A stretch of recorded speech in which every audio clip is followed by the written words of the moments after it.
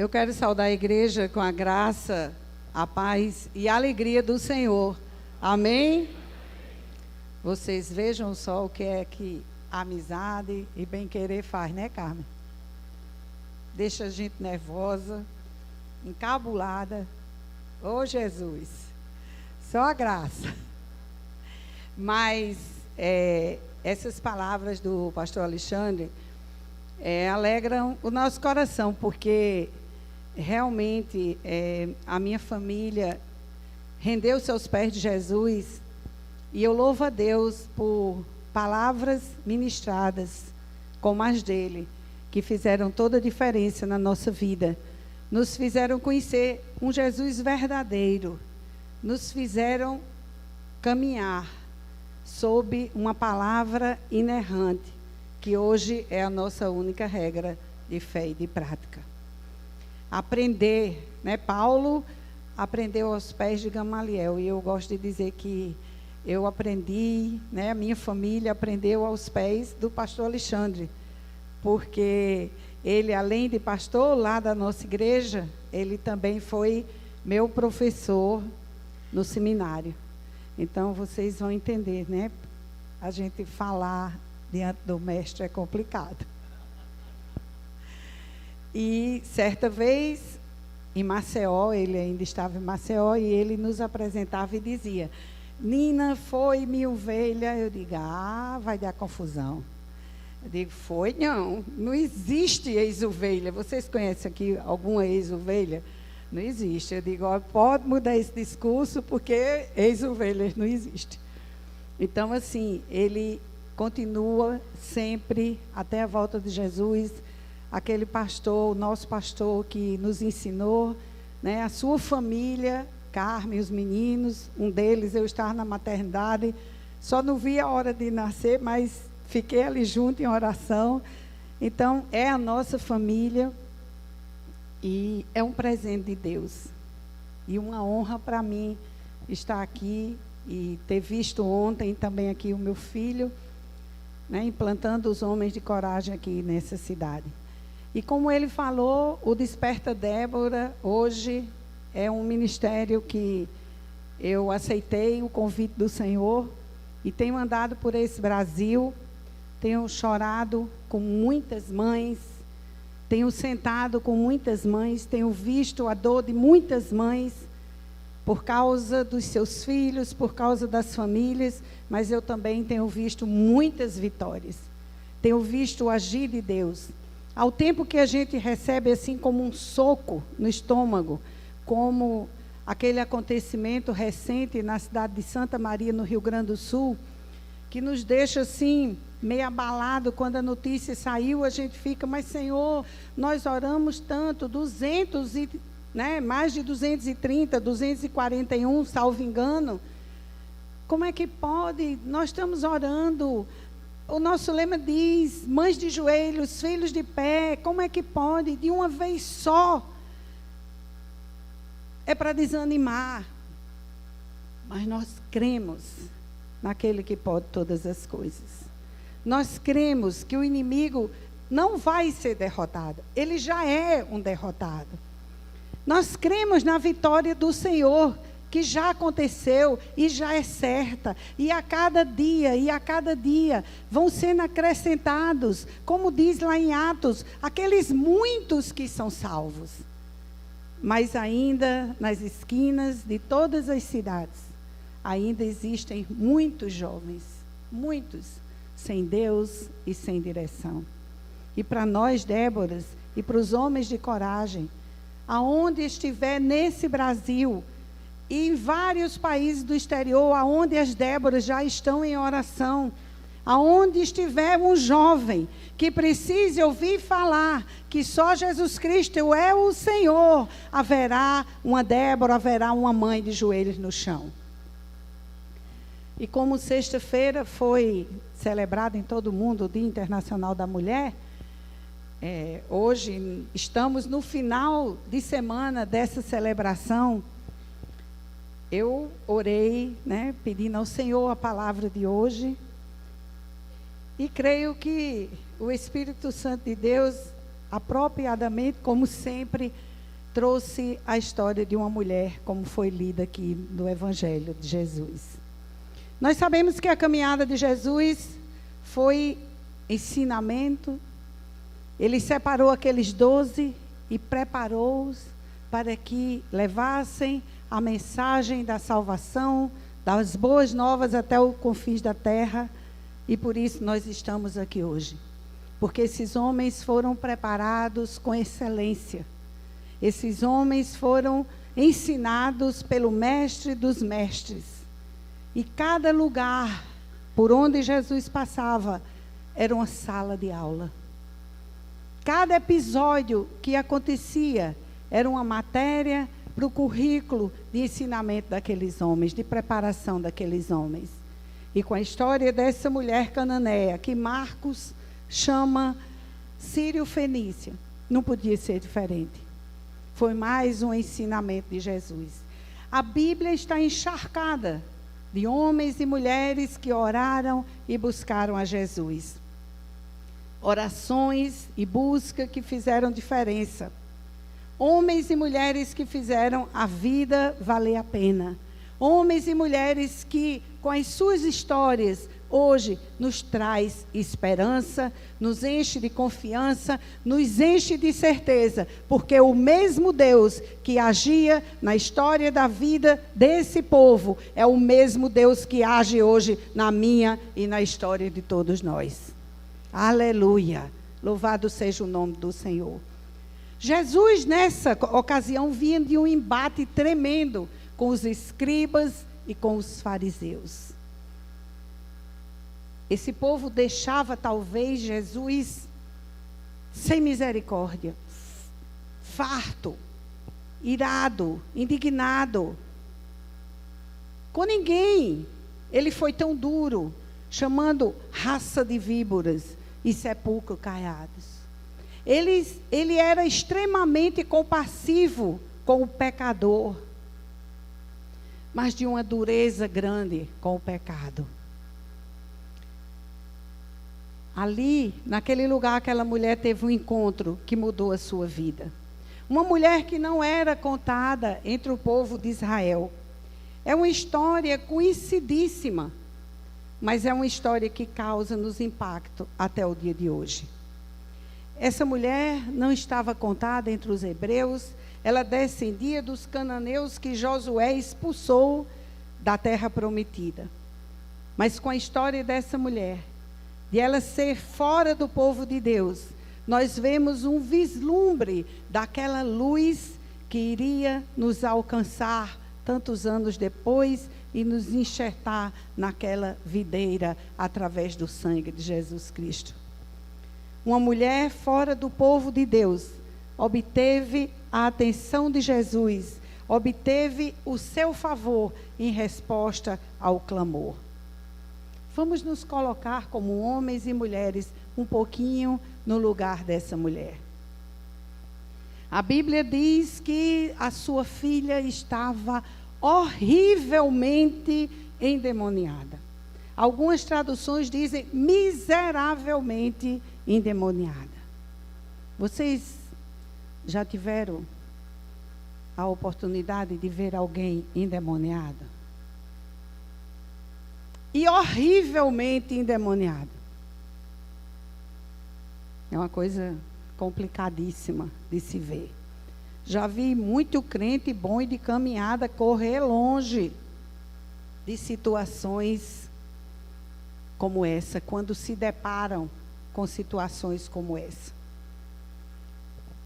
Era terrível a situação daquela mãe.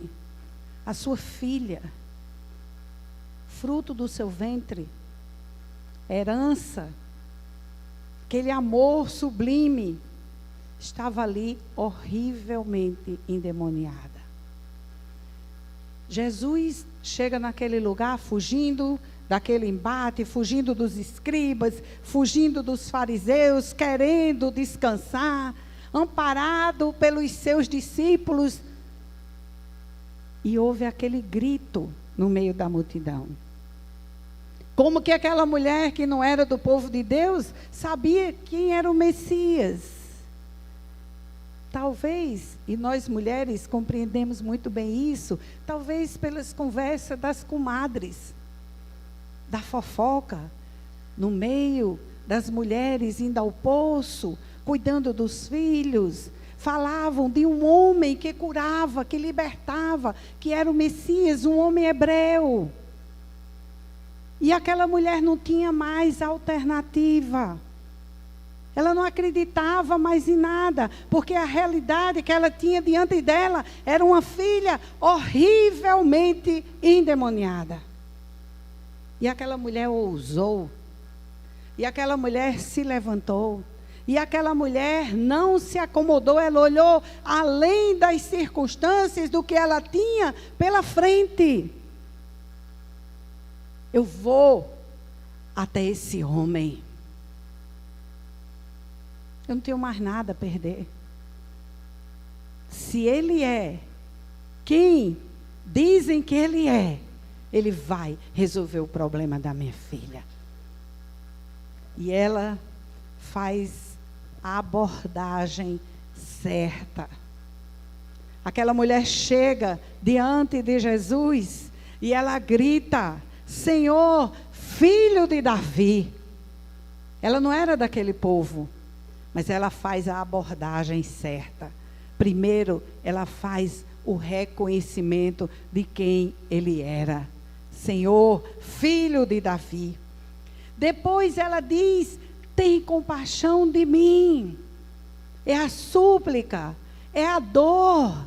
Ela abre o coração, ela expõe suas entranhas diante daquele homem que ela reconhece como Senhor, como filho de Davi. E aí ela apresenta a sua causa. Minha filha está horrivelmente endemoniada. E nessas palavras estava contido tudo. Não precisava ela dizer mais nada. Não tenho mais a quem recorrer. Não tenho mais o que fazer. Não tenho mais para quem apelar. Senhor, filho de Davi, tem compaixão de mim. Aquela mulher fez a aproximação certa. Ele era o Messias. E nós, aprendendo com essa mulher cananeia, precisamos saber a quem nós vamos pedir. Mas, surpreendentemente, a resposta daquele que ela esperava, que fosse de amor, de compaixão, de cura, de libertação, foi o silêncio. A Bíblia diz que Jesus não lhe respondeu nada. Era como se aquela mulher não estivesse ali. E aquela atitude de silêncio de Jesus incomodou os apóstolos, incomodou os discípulos, a ponto deles acharem que aquela mulher estava incomodando o mestre. E pediram: Senhor, manda ela embora, afasta essa mulher. Em outras palavras, tu estás exausto, cansado, aborrecido, farto, manda essa mulher embora. E Jesus vem com a resposta ainda mais dura. Porque ele diz: não fui enviado senão as ovelhas perdidas da casa de Israel. E aquela mulher não era ovelha perdida da casa de Israel. Eu não fui enviado senão. Imagina o choque daquela mulher. Primeiro ele silencia, depois quando ele fala uma resposta dessa. O desencorajamento que essa mulher encontrou nas palavras de Jesus teriam feito qualquer um de nós desistir. Qualquer pessoa teria todos os motivos e todas as razões do mundo para desistir. Mas o que estava em jogo era algo muito precioso. O que estava em jogo era uma vida. O que estava em jogo era a vida da sua filha. E aquela mulher não desistiu. Quantas vezes nós dizemos, ouvimos palavras assim: que Deus é esse que não cura, que não liberta, que não age, que não responde? Porque Deus fica em silêncio.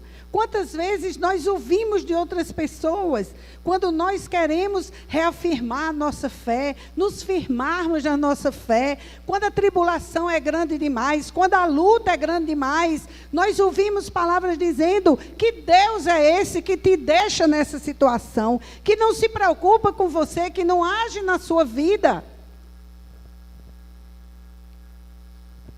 Mas depois de receber o silêncio, a aparente indiferença e o desencorajamento de Jesus, a mulher não se sentiu intimidada.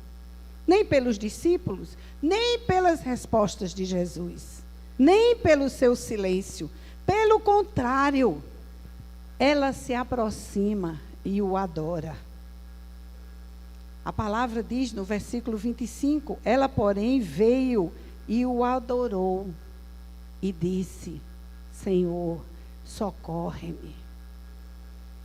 Ela viu que naquela situação, a mulher, a mãe, precisava de socorro, para que ela pudesse permanecer firme, crendo que tudo aquilo que ela tinha ouvido falar daquele homem era verdade. Senhor, socorre-me na minha fé, socorre-me na minha dor, socorre-me na minha súplica. Queridos, nós não podemos desistir. O mundo está aí. Jaz no maligno, diz a palavra. Satanás é o príncipe nesse mundo. E nós estamos nesse mundo.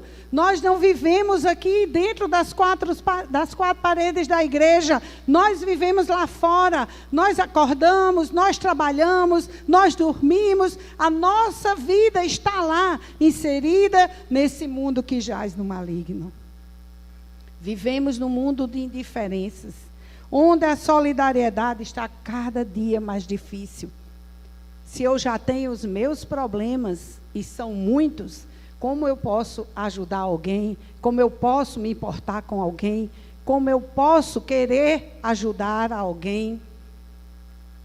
Os discípulos provavelmente estavam cansados de longas caminhadas. Nós entramos nos nossos carros com ar-condicionado, todo conforto. Nós entramos nos aviões, nós entramos nos ônibus confortáveis, mas aqueles homens caminhavam a pé, na poeira, no sol escaldante do deserto. Então, provavelmente estavam cansados de tanto andarem. Multidões acompanhavam Jesus empurrando. Eles tinham que aprender, e como aprender no meio daquele tumulto? E vinha aquela mulher a trabalhar num momento de descanso. Muitas vezes é assim a nossa vida. Aqueles que chegam pedindo ajuda, aos nossos olhos, diante do nosso cansaço, diante da nossa correria, porque nós não temos mais tempo para nada, nem para morrer, que a gente diz: eu não tenho tempo nem de morrer hoje, eu não posso. Não é verdade? A vida é uma loucura. A vida se transformou numa loucura. Então é demais chegar alguém e pedir ajuda. Aí eu acho que por causa, de ser, eu sou advogada, então de vez em quando eu coloco nessas passagens assim um olho jurídico e fico pensando, meu Deus, que peça essa situação daria. Eu penso que, diante de tantos pedidos que Jesus recebia e recebe hoje, principalmente de pais e de mães, aflitos, desesperados, com os filhos horrivelmente presos às drogas, vítimas de violência, presos em cadeias ao álcool, que eu costumo dizer que é a raiz, também junto com dinheiro e outras coisas mais de todos os males. Tudo isso começa no álcool, a bebida liberada, oficializada, sutil e que ninguém vê o estrago que ela faz por onde passa. Nós devemos, eu abro aqui um parênteses, apoiar com veemência, fortemente, a campanha para não dirigir quem está embriagado ou que tenha bebido alguma coisa. Nós somos cidadãos do reino e nós temos também que ajudar nessa parte. Eu penso que, me perdoe os papais aqui, mas que o Senhor tem uma vara especial lá no céu para pedido de mãe. Eu creio. E é vizinho da sala dele. Eu gosto de pensar nisso, né, Áurea? Do tanto que chega as petições, do tanto que a gente aperreia, e do tanto que a gente pede. Esse bota aqui, junto de mim, porque eu não aguento mais essas mulheres, tem que ser aqui junto de mim. E como diz uma Débora, da Igreja Batista do Bairro da Luz, na Baixada Fluminense, Nova Iguaçu, ela convencendo uma mãe a vir para o grupo das Déboras. E ela dizia assim, Carmen, minha filha, olha, esse negócio é bom demais. Ela dizia lá no sotaque dela, eu estou dizendo no nosso. Minha filha, é bom demais esse negócio, porque é um abaixo-assinado. Quando o pedido vai, não é de um só, é um abaixo-assinado. E Jesus responde ligeirinho. Então, lógico que essa sala só pode estar muito perto dele. E a gente vê por diversas passagens de Jesus atendendo mães, aquela mãe que seguiu o enterro do seu filho. Mas Jesus, ela seguia a morte e Jesus deu a vida. E tantas outras. Mas tem os de papai também, tem os de Jairo. Não sei se a sala é tão perto igual a nossa, mas tem também a de vocês. Não fiquem tristes. Então, ele é um justo juiz, gente. Voltando aqui para o nosso texto. E como um justo juiz, ele jamais deixa desamparado uma causa que chega diante dele.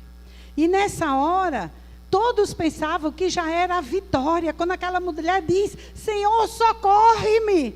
Eu acho que a essa altura não tinha mais ninguém falando junto de Jesus. Porque era um diálogo já. O diálogo estava instaurado entre aquela mulher e ele. O silêncio, com certeza, se fazia naquele lugar. Para ver aonde aquilo ia terminar, o que era que Jesus ia fazer com aquela mulher. A curiosidade, gente, é uma coisa terrível. Todo mundo já estava calado, de olho, ó, lá para saber o que era que Jesus ia fazer. É a vitória. Ele agora vai libertar a filha dela. Mas não era ainda. Foi pior.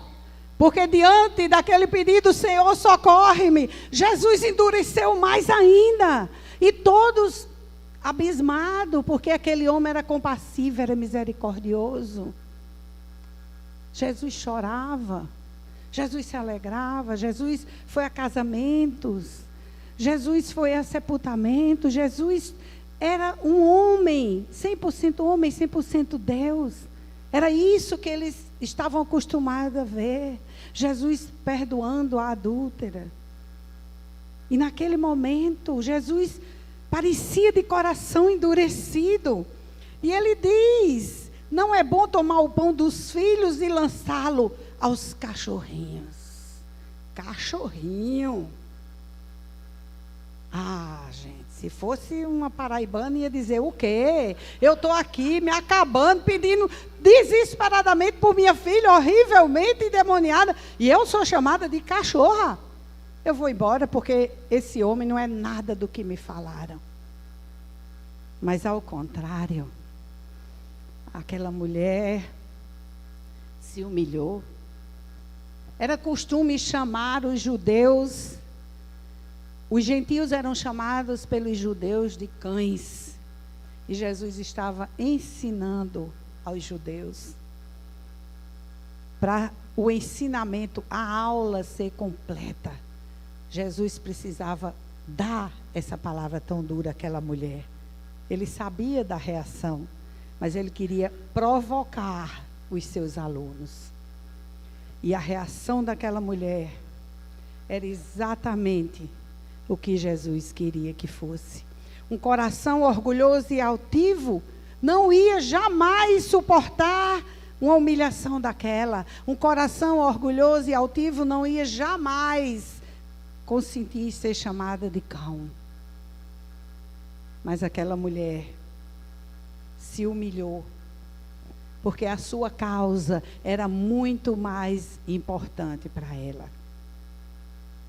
Qual é a sua causa? O que é que você está colocando diante do Senhor? O que você está colocando do Senhor chega até o limite de você suportar uma humilhação dessa? E eu creio que a resposta daquela mulher desmontou o coração de Jesus. Sim, Senhor. É isso mesmo. Os judeus nos chamam de cachorrinhos. Eu sou isso mesmo. Eu não sou do seu povo. Eu não sou do povo escolhido. Eu não sou do povo selecionado por Deus para pregar a glória de Deus às nações. Eu não sou nada disso. Eu sou de fora. Mas a minha causa é justa e eu estou desesperada. Se sobrar alguma coisa aí das migalhas que caem, eu quero as migalhas, Senhor. Sim, Senhor, porém os cachorrinhos comem das migalhas que caem da mesa do seu dono. Acabou. Ponto final. Terminou a aula. O que Jesus queria provocar nos seus discípulos, nos seus seguidores, naquela plateia seleta, ele conseguiu com a resposta daquela mulher: sim, Senhor, eu sou um cachorrinho, mas até os cachorrinhos comem das migalhas que caem da mesa do seu Senhor. Aí sim, ela recebeu a sua vitória.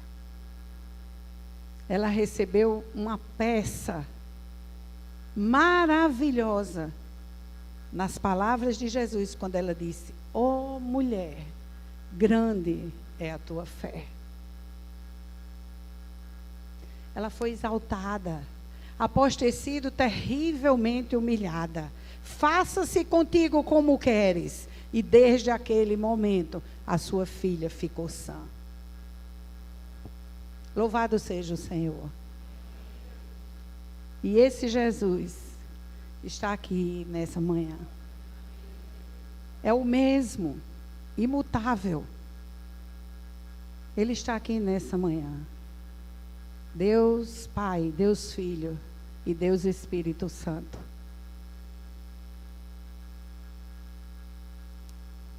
E nós podemos tirar as seguintes lições. Nunca uma oração é inútil. Não vamos vencer nossas lutas pela razão, mas pela nossa fé. Não somos as mulheres aqui tão homenageadas, tão badaladas de sexta-feira para cá. Nós não somos super mulheres.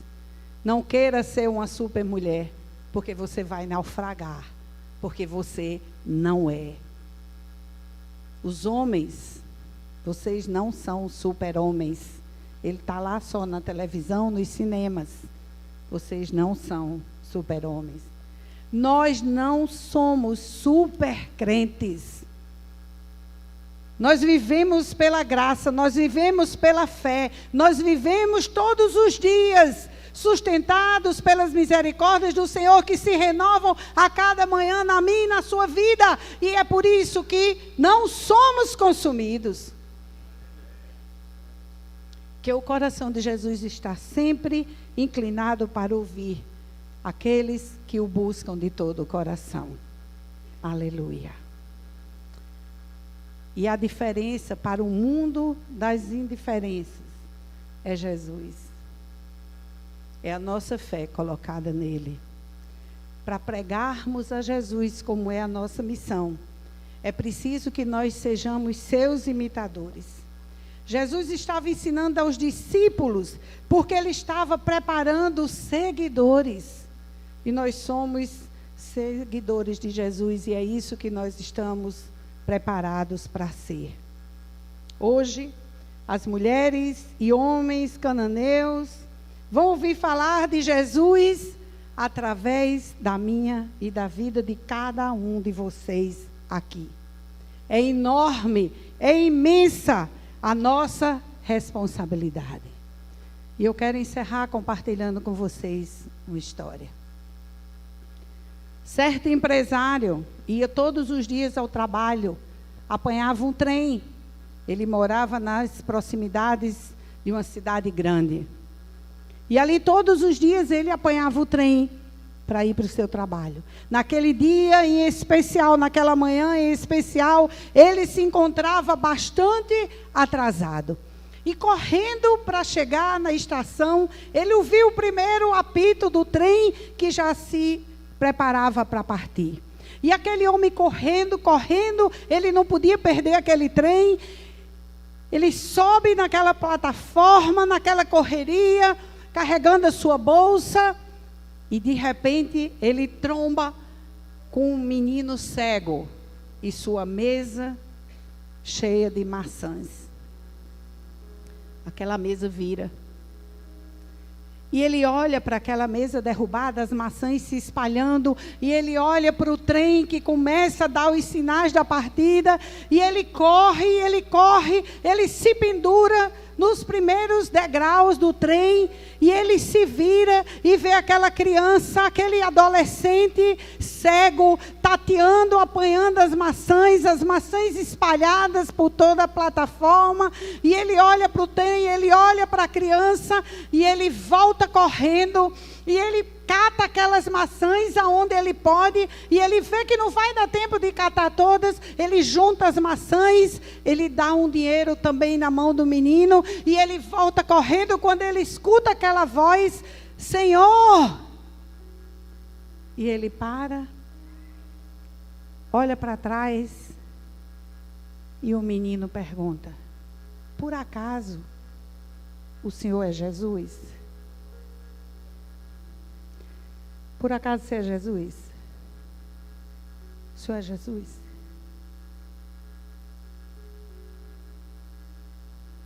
Vamos orar. Senhor Jesus, nós não somos Jesus, mas nós somos teus imitadores, Senhor. Derrama sobre nós a tua graça e a tua misericórdia, Senhor, para que nós tenhamos fé suficiente para fazer como essa mulher. Para que possamos nos levantar com ousadia, com coragem, com confiança, crendo que a última palavra não é das drogas, que a última palavra não é da violência, que a última palavra não é do álcool, que a última palavra não é da enfermidade, que a última palavra não é desse mundo, que a última palavra é do Senhor Jesus. Pai, que possamos ter compromisso com essa palavra, que a nossa vida seja essa palavra, que possamos refletir a Ti, e que as pessoas por onde nós passarmos e aonde nós vivemos possam dizer por acaso, você é Jesus? Que possamos refletir no dia a dia, Senhor. Nos arrependermos dos nossos pecados, voltar, Senhor, aonde caímos e começar de novo. Ah, Jesus, não é fácil. Mas nós queremos ser seguidores, segundo o teu coração. E em especial, Senhor, nós mulheres, pedimos a Ti, Senhor, nos ajuda. Nos ajuda, Senhor, a ser essa ajudadora ao lado. Ô Senhor, nos ajuda a não sermos a cabeça. Nos ajuda, Senhor, a não estar nos pés. Nos ajuda, Senhor, a ser aquela mão, a Tua mão, auxiliando, Pai. Nos ajuda, Senhor, como mulheres, a ser um coração compassivo. E no fim, Senhor, por todo o caminho, nos ajuda a ser mulher, segundo o Teu coração, Pai.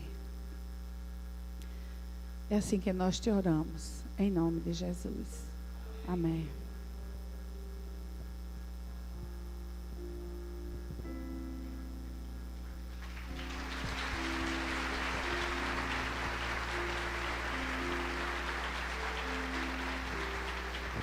Amém, queridos. Como Nina disse, esse Senhor está aqui conosco. Senão, não adiantaria nós estarmos aqui, seria perda de tempo. E ela começou esta mensagem dizendo que Jesus vinha de um embate, é verdade. Toda essa conversa do Senhor com essa mulher foi antecedida por um embate. Mesa posta, comida na mesa e os religiosos brigando. Um dizia, tem que lavar a mão. O outro dizia, não precisa lavar. Aí outro dizia, tem que mergulhar a mão na bacia. O outro, não, tem que ser em água corrente. E a comida lá. Muitas vezes estamos assim, a mesa posta, e nós ficamos com fome discutindo bobagens. E essa mulher dá a grande lição. É melhor migalha de Deus do que banquete do mundo. Alimenta muito mais quem tem a humildade de receber migalhas dos céus do que viver a ilusão, a miragem dos banquetes que o mundo oferece e que, como disse Nina, só desaguam em tristeza, decepção e morte.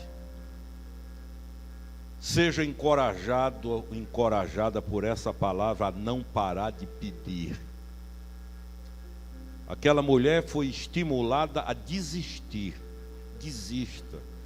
Há quanto tempo você ora para Deus lhe curar e não cura? Há vozes que querem que a gente assuma a desgraça. Pare de orar por esse menino. Você não está vendo que não tem jeito, que essa filha não tem jeito? Pare. Há quantos anos? Mas ela insiste. E a frase que mais alegra o coração de qualquer cristão, ela ouviu: seja feito como tu queres. Quem disse isso a ela não foi um gerente, um executivo. Quem disse isso a ela foi o Deus de todo o universo. Seja feito como você quer. Que essa palavra caia no coração da gente. Amém? Vamos nesse espírito cantar um louvor, ainda meditando no que Deus nos falou nessa manhã.